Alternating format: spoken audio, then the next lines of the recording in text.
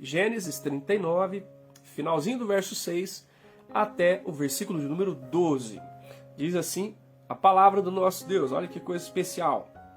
José era formoso de porte e de aparência. Verso 7.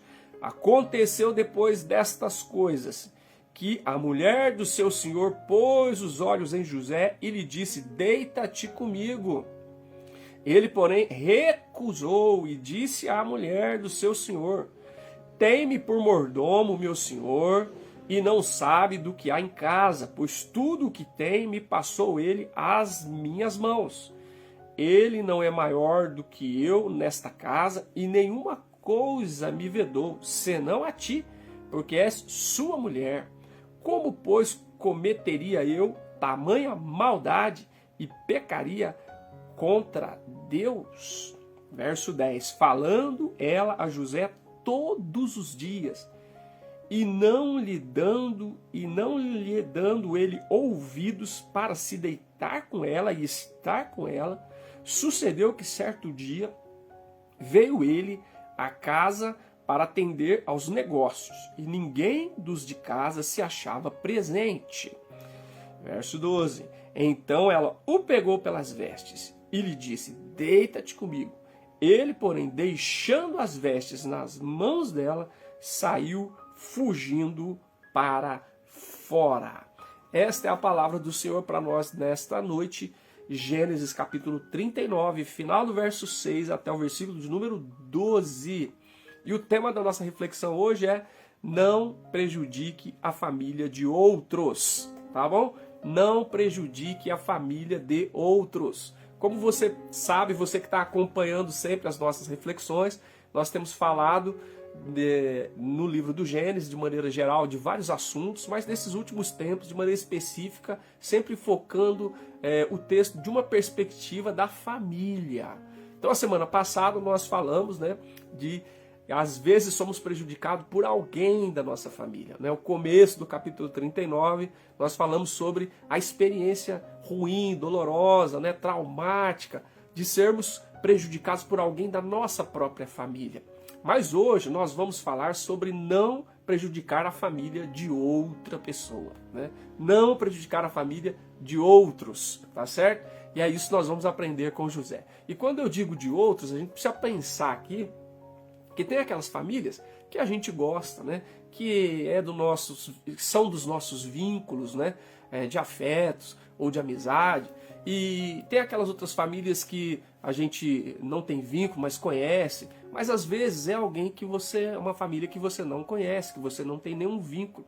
Então, quando nós estamos propondo, a partir do texto bíblico, que não se deve prejudicar a família de outros, nós estamos dizendo as famílias que você conhece, as famílias que você tem vínculo, as famílias que você não tem vínculo e as famílias que você não conhece. Ou seja, nenhuma família nós deveríamos ter essa graça da parte de Deus, buscar essa graça, Voltamos. O alarme tocou aqui, desculpa, queridos. Então nós deveríamos ter esse propósito, esse objetivo de não prejudicarmos a família de ninguém. Então o nosso tema hoje é: não prejudique a família de outros, assim como você não gostou de ter sido prejudicado por alguém da sua própria família. Então que você também tome essa postura, você almeje, você busque na presença de Deus a graça de não prejudicar a família de outras pessoas, tá certo? Então nós vamos aprender isso com José aqui no capítulo 39 de Gênesis, a partir do verso 6, o final, do verso 6 que nós lemos.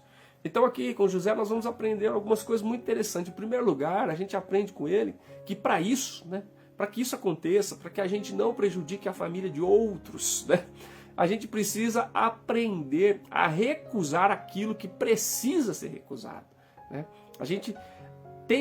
Nós somos bombardeados por propostas ao longo do dia, ao longo da semana, ao longo do mês, e a gente precisa aprender a recusar aquilo que precisa ser recusado. E José viveu a proposta do assédio sexual. Ele viveu a proposta do assédio sexual. A gente sabe que existe assédio moral e existe o assédio sexual. E José foi vítima do assédio sexual. Ele foi assediado pela mulher do seu patrão, que era a esposa do Potifar, não é? E o texto vai dizer no final do verso 6 até o final do verso 9, né? Especificamente o 7, por exemplo, que diz: aconteceu depois dessas coisas que a mulher do seu senhor pôs os olhos em José e lhe disse: deita-te comigo. Então você veja, ele viveu, experimentou uma proposta tentadora. Era a mulher do seu patrão, né? E a gente precisa lembrar que Deus traz a evidência, né? Ele coloca a lume, vamos dizer assim, fica evidente, claro, né? A competência de José. Deus abençoou tanto José, né? Abençoou sua vida, que permitiu que ele prosperasse num cenário completamente adverso, né? Em um país estrangeiro, sendo servo, né? E tendo sido vendido como mercadoria. Mesmo assim, a presença de Deus o abençoou de tal maneira que ele prosperou e fez prosperar, né? Todos os bens do seu patrão, porque Deus o abençoava, né? Então, a sua competência como administrador, como um mordomo, né? Se tornou evidente, e isso fez diferença na vida dele. Então, era um momento assim, um momento bom, apesar do cenário não ser o melhor, né, um dos melhores cenários, mas era um momento bom que José estava vivendo. O texto diz isso, né? No versículo 8 ele dá testemunho sobre isso, ele diz assim: tem-me o meu senhor por mordomo, né? Ele não sabe de nada da casa. Tudo o que ele tem passou às minhas mãos, quer dizer, eu administro tudo aqui, eu sou administrador de tudo que há nessa casa, né? E o texto anterior tinha dito que na fazenda e em casa, Deus abençoava de tal maneira que as coisas prosperavam. Então ele era o administrador de tudo que existia ali. E ele fala: olha, ele não me vedou nada. E ele não tem maior autoridade do que eu aqui dentro, porque ele entregou tudo nas minhas mãos. Mas ele me vedou uma coisa, obviamente, você, porque você é esposa dele. E o texto diz que José recusou. O verso 8 diz: ele, porém, recusou. Ele recusou essa proposta tão tentadora, essa proposta, né, que vem embalada, né, de prazer, de oportunidade, né, de algo imperdível, né? Ele estava sendo assediado por uma proposta tentadora e que talvez qualquer outra pessoa, muitos em seu lugar, não recusariam. Mas José diz, verso 8, ele recusou e disse à mulher: tem-me por mordomo, meu senhor, e não sabe do que há nessa casa, pois tudo que tem me passou ele às minhas mãos. E aí vem a parte mais forte. A parte forte, ele diz: ele não é maior do que eu nessa casa, nenhuma coisa me vedou, senão a ti, porque és sua mulher, você é mulher dele. Como, pois, cometeria eu tamanha maldade e pecaria contra Deus? Então, amados, se nós queremos, né, se nós almejamos não prejudicar a família de outras pessoas, nós precisamos aprender com José essa lição: recusar aquilo que precisa ser recusado, aquilo que deve ser recusado. E o que deve ser recusado? São propostas como essa. São propostas que nos induzem a pecar contra a pessoa e pecar contra Deus. José discerniu claramente que aquela proposta que parecia tão maravilhosa, parecia tão oportuna, carregada de prazer, era uma cilada, né, terrível contra a sua vida. Faria com que ele prejudicasse a família de outra pessoa.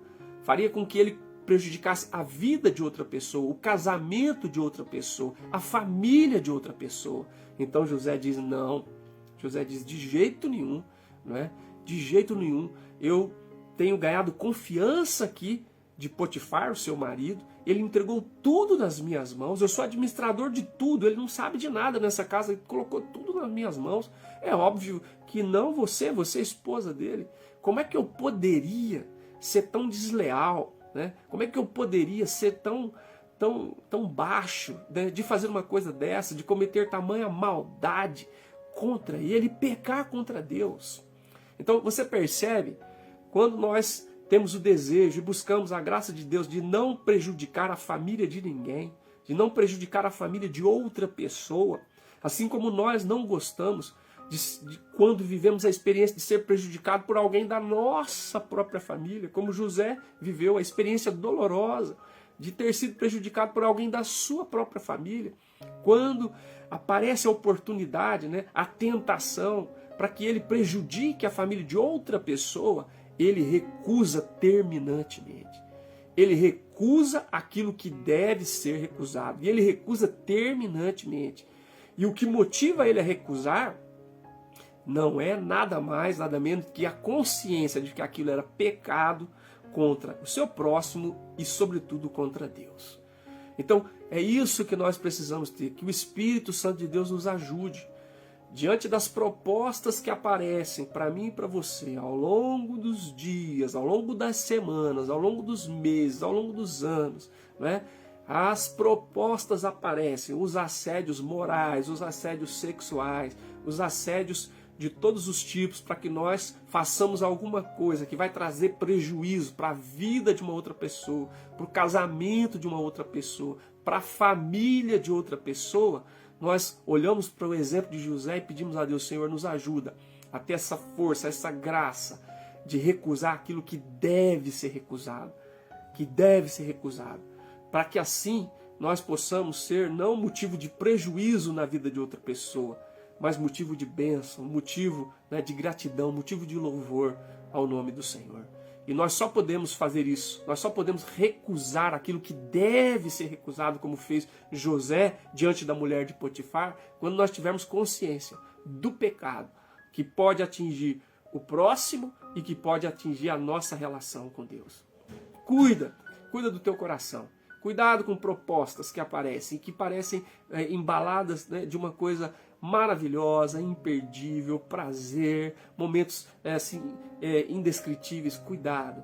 Veja, consulte o seu coração na presença do Senhor. Se isso não é uma isca, se isso não é um anzol escondido, né? Se não tem uma armadilha escondida nessa coisa que parece tão maravilhosa, né? Que vai fazer você pecar contra o próximo e que vai fazer você pecar contra Deus e que vai trazer prejuízo à família de outra pessoa. José nos ensina a recusar aquilo que deve ser terminantemente recusado.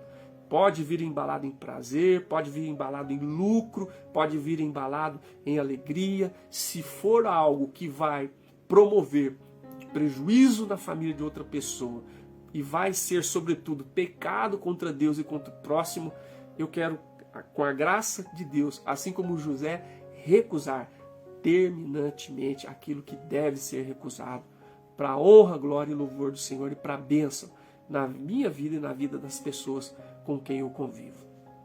É lindo a postura de José. Segundo, o que a gente aprende com ele? A recusar aquilo que deve ser recusado, mas também a manter aquilo que deve ser mantido. Preste atenção. Não é apenas recusar o que deve ser recusado. Ele recusou aquela proposta tentadora, mas ele manteve aquilo que deveria ser mantido. O versículo de número 10 diz assim: falando ela, a mulher de Potifar, a José, todos os dias.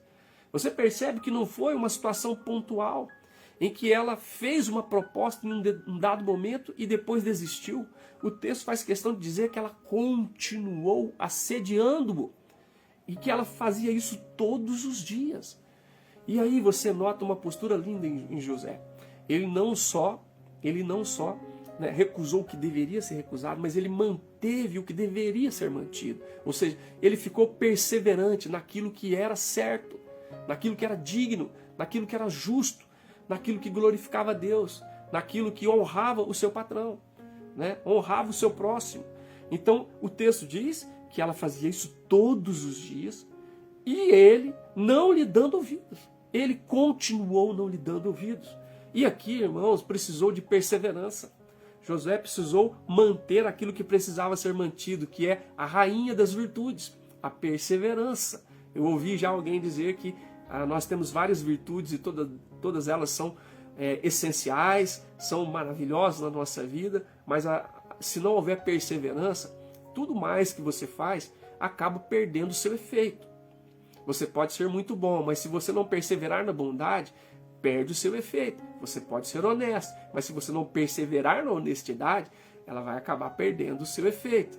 Você pode ser fiel, mas se você não for fiel de maneira perseverante, uma hora vai perder o efeito. E José manteve aquilo que deveria ser mantido. A sua postura, né? A sua postura, a sua decisão, a sua postura diante daquela proposta. E nós observamos, na nossa primeira fala, de que estava em evidência a sua competência como alguém abençoado por Deus, né, que abençoava o seu patrão, abençoava a casa do seu patrão, a fazenda do seu patrão, e por isso todas as coisas vieram à sua mão. Né? E ele se tornou o administrador de toda aquela casa, porque Deus trouxe a sua bênção sobre a competência, colocou em evidência a competência do seu servo José. E foi nesse momento tão assim bom que a tentação bateu à porta. Mas também havia outra coisa que chamava muita atenção, que era a sua aparência. Ele não era marcado só pela competência, mas pela sua aparência. O final do verso 6 diz assim: José era formoso de porte e de aparência. Então veja que coisa surpreendente, né? Além de um sujeito competente, era um sujeito atraente, tinha uma aparência, ele era bonito, de porte, de físico, e no seu rosto também, tinha um rosto bonito. Então você veja que situação, né? Coisas favoráveis. A sua competência é uma coisa boa, positiva. A sua aparência é uma coisa positiva, uma graça de Deus. Mas isso tudo, né, pode ser alvo, né, do assédio. E no caso dessa mulher, ela persistiu em assediar José. E graças a Deus, louvado seja o nome do Senhor, assim como ele recusou o que deveria ser recusado, também ele manteve o que deveria ser mantido. A sua postura, ele perseverou naquilo que era correto, naquilo que era digno, naquilo que era honroso, na relação com o seu patrão e, sobretudo, na sua relação com Deus. O texto diz que ele não dava ouvidos. Verso 10, falando ela, José, todos os dias, e não lhe dando ele ouvidos para se deitar com ela e estar com ela. Esse é um desafio para nós. Nós precisamos aprender com José, diante das propostas que aparecem para nós e que podem ser propostas que vão trazer prejuízo à família de outras pessoas, né? À vida de outra pessoa, ao casamento de outra pessoa, à família de outra pessoa. Nós precisamos manter o que deve ser mantido, né? A nossa ética, os nossos princípios, os nossos valores que estão relacionados com a palavra de Deus e com o reino de Deus, né? Então é isso que deve nortear, né, a nossa postura diante de propostas tentadoras que aparecem, né? Nós precisamos nos manter perseverantes. Nós precisamos manter aquilo que deve ser mantido. Quais são os princípios do reino de Deus? Quais são os valores do reino de Deus, né? Quais são aquelas coisas que já entraram no seu coração, né, como marcas de alguém que serve a Deus, que é discípulo de Jesus e que tem consciência, né, de que qual é a vontade do Senhor, né? José tinha consciência de que aquilo não era a vontade do Senhor e que haveria de prejudicar a família de outra pessoa. E você vai falar, mas era a família de Potifar. Não importa, é um egípcio, né? É um servo de Faraó, é um pagão, né? Eu sou escravo dele. Não importa. Não importa de quem seja a família, seja de conhecido, seja de desconhecido, seja de um irmão em Cristo, seja de alguém que não é irmão em Cristo, não importa. Pode ser a família de Potifar no Egito, pode ser a família do meu patrão, né? Pode ser a família do meu vizinho, não importa, né? Como servos de Deus, nós não queremos trazer prejuízo à família de outras pessoas. Assim como nós não tivemos nenhum prazer de termos sofrido prejuízo vindo de alguém da nossa família. Assim como nós tivemos o desprazer de sofrer prejuízo vindo de alguém da nossa família, nós não queremos, né, promover prejuízo na vida de outras pessoas. E para isso, olhando para José, nós vamos recusar aquilo que deve ser recusado e também manter aquilo que deve ser mantido, né? O nosso compromisso com a palavra de Deus, o nosso compromisso com os princípios e valores do reino de Deus. A semelhança de Jesus diante de Satanás, que propôs para ele para transformar pedras em pães, e Jesus rechaçou, recusou essa proposta maligna, dizendo nem só de pão viverá o homem, mas de toda palavra que procede da boca de Deus, né? Assim como o inimigo continuou dizendo para ele, atira-te do pináculo do templo, né? que eles vão você vai ser reconhecido. Jesus diz, não tentarás o Senhor teu Deus, né? Assim como ele diz, não, só se ajoelhe e me adore, eu te dou os reinos do mundo. Jesus diz, retira-te, Satanás, porque está escrito, só o Senhor teu Deus adorarás, só ele darás culto. Ou seja, Jesus manteve aquilo que deveria ser mantido, aquela postura diante da proposta do maligno. E José faz o mesmo diante da mulher de Potifar. Mesmo ela falando com ele todos os dias, assediando para que ele viesse se deitar e estar com ela. O texto do capítulo 39, verso 10 diz, não lhe dando ouvidos ele para se deitar e estar com ela. Que bom que esse servo de Deus manteve o que deveria ser mantido. Que Deus conceda essa graça a você e a mim, de manter aquilo que deve ser mantido. Né? A palavra de Deus, os princípios, os valores, os ensinos, as experiências, né? Que Deus nos deu a graça de armazenar ao longo do tempo, os exemplos que devem ser mantidos. Que o Senhor nos ajude, né? Nos manter firme diante da tentação, diante das propostas humanas e malignas. A semelhança de José, que o Senhor nos ajude, nos abençoe a manter aquilo que deve ser mantido, para que a gente não traga prejuízo à família de outras pessoas, em nome de Jesus. E por fim, outra coisa que a gente aprende com José também muito lindo, né? Assim como a gente deve, né, recusar aquilo que deve ser recusado, manter aquilo que deve ser mantido, nós também devemos radicalizar aquilo que deve ser radicalizado, né? E radicalizar aqui é ir à raiz do problema, né? É ir à raiz. Você percebe que o versículo 11 e o versículo 12 conta uma coisa muito surpreendente. O texto diz que sucedeu que um certo dia veio ele para casa para atender os negócios ali, as suas responsabilidades, suas obrigações. Ninguém dos domésticos da casa se achava presente.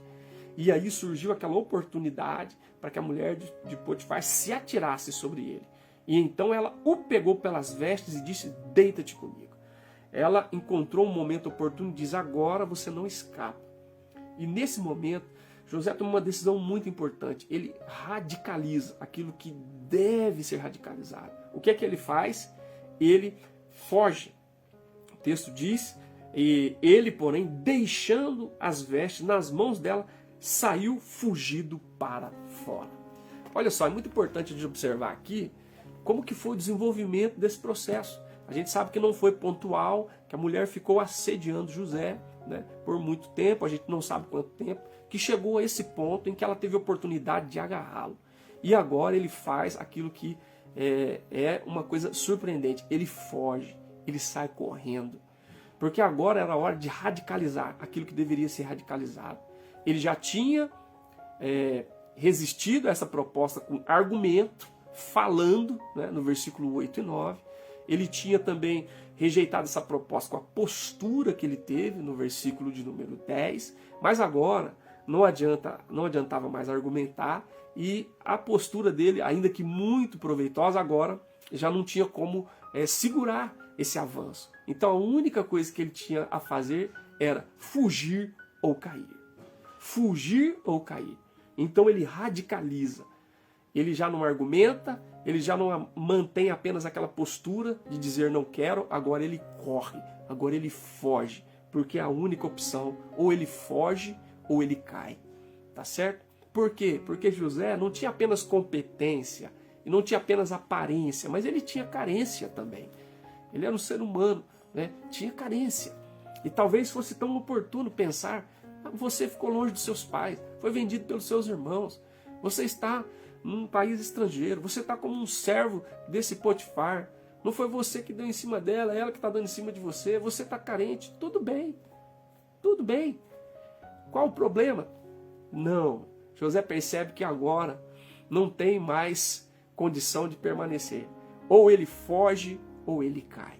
E é interessante pensar sobre isso, porque muitas vezes na Bíblia, fugir é sinal de covardia. Mas em muitos outros casos, fugir é sinal de sabedoria. É sinal de sabedoria. E a palavra de Deus até manda fugir da aparência do mal, né? Fugir da paixão da mocidade, fugir da idolatria. A Escritura, em alguns momentos, nos manda fugir.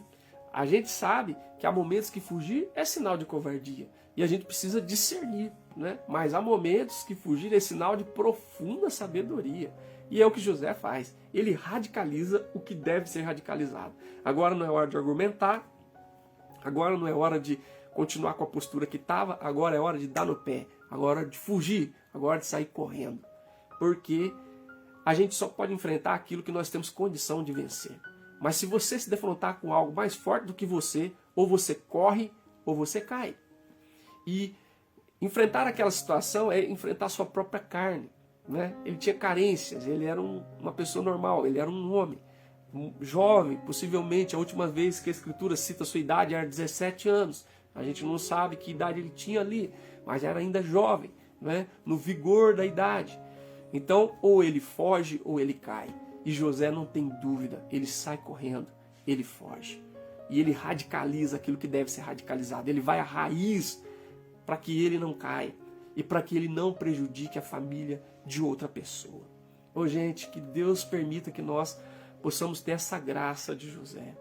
Não só de recusar aquilo que deve ser recusado, a proposta da mulher de Potifar, não só de manter o que deve ser mantido, a perseverança diante daquelas propostas que continuaram acontecendo, mas também de radicalizar aquilo que deve ser radicalizado. Que a hora que você entender que deve correr, não tenha receio nenhum, saia correndo imediatamente, saia desse lugar, saia dessa amizade, saia dessa rede social, saia, fuja, saia correndo. Ou você foge ou você cai. É melhor você fugir do que você cair. E José nos ensina isso. E é tão bom, né, a gente ter o exemplo de José. Porque Davi, que foi um homem segundo o coração de Deus, ele não teve a mesma postura de José, né? Ele não teve a mesma postura. A hora que ele precisava ter fugido, ele não fugiu. Né? Não é fugir da mulher, fugir de si mesmo, né? Da sua carne, da sua tendência ao pecado. E ele caiu de uma maneira muito trágica. E o pior é que um abismo chama outro abismo. E quando nós lemos a história de Davi, por exemplo, nós vamos ver que ele não só cai em adultério, mas ele acaba cometendo assassinato. Né? Então por isso, né, e causando um prejuízo gravíssimo à família de outra pessoa, no caso de Davi. Mas louvado seja o nome do Senhor, porque aqui José nos dá o contraponto. Nos dá o contraponto. Porque se Davi caiu e trouxe um grande prejuízo à família de outra pessoa, José está aqui para nos mostrar que é possível sim, é possível que eu e você não causemos prejuízo à família de outra pessoa. Em nome de Jesus, que Deus nos dê graça. Assim como José teve a graça do Senhor. Né? Ele tinha competência, ele tinha aparência, ele tinha carências como um ser humano normal, mas ele resistiu, recusou o que deveria ser recusado. E é isso que a gente tem que fazer na hora das propostas que chegam a nós. E ele manteve o que deveria ser mantido, uma postura, né, com princípios e valores do seu relacionamento com Deus. E ele radicalizou a hora que precisava, aquilo que precisava ser radicalizado. Ele correu, ele deixou roupa, ele não quis saber, ele deu no pé. Sabe? Isso é muito importante. Que Deus nos ajude a dar no pé. A hora que precisar, não titubeie, saia correndo. Saia correndo. Como está dito na Escritura, foge das paixões da mocidade. Né? Foge da idolatria. Foge do pecado. E não tente enfrentar a sua própria carne. Né? Porque você pode até enfrentar um demônio, uma ação maligna. Você pode se colocar com autoridade e repreender em nome de Jesus. Mas quando for com a sua carne, ou você foge ou você cai. Ou nós fugimos ou nós caímos. Porque o Senhor diz na sua palavra, né? Vigiai e orai, né? Para que não entreis em tentação. O espírito, na verdade, está pronto, mas a carne é fraca. Então nós não podemos brincar com a nossa carne. E José não teve dúvida, saiu correndo, radicalizou o que deveria ser radicalizado. Quando eu estou falando de radicalizar, não estou falando dos radicalismos, né, que existem, política e religiosamente falando. Né? Não, eu estou falando de ir na raiz do problema. José percebeu que se ele continuasse ali, ele ia cair. E você viu que eu postei, ainda antes da nossa live, uma postagem de versículo que eu sempre posto. Aquele que pensa estar em pé, que julga estar em pé, cuide para que não caia. É isso que diz a palavra de Deus lá em 1 Coríntios, capítulo 10, né? Versículo 12. Aquele que pensa que está em pé, cuide para que não caia. E José não teve dúvida, radicalizou o que deveria ser radicalizado, correu e deixou roupa e deixou tudo para trás. Porque agora não dava para argumentar, não dava para tentar manter postura. Ou corria ou caía. E você? E você? E eu? Será que nós estamos sendo assediados por propostas tão maravilhosas aparentemente, tão sedutoras, carregadas de prazer, carregadas de lucro, carregadas de privilégios, e que pode ser uma grande cilada, que vai trazer prejuízo à vida de outra pessoa, ao casamento de outra pessoa, à família de outra pessoa? Não, não, em nome de Jesus, nós não vamos promover prejuízo na família de outra pessoa, assim como nós não queremos que ninguém cause prejuízo na nossa família. Que Deus nos ajude, que nós possamos ser bênção nas famílias de outras pessoas. Foi esse o chamado que Deus fez a Abraão e aos seus descendentes. Em vocês serão benditas todas as famílias da terra. Que Deus nos dê essa graça, pela sua misericórdia, no poder do seu Espírito Santo, em nome de Jesus e para a sua glória. Amém, amém e amém.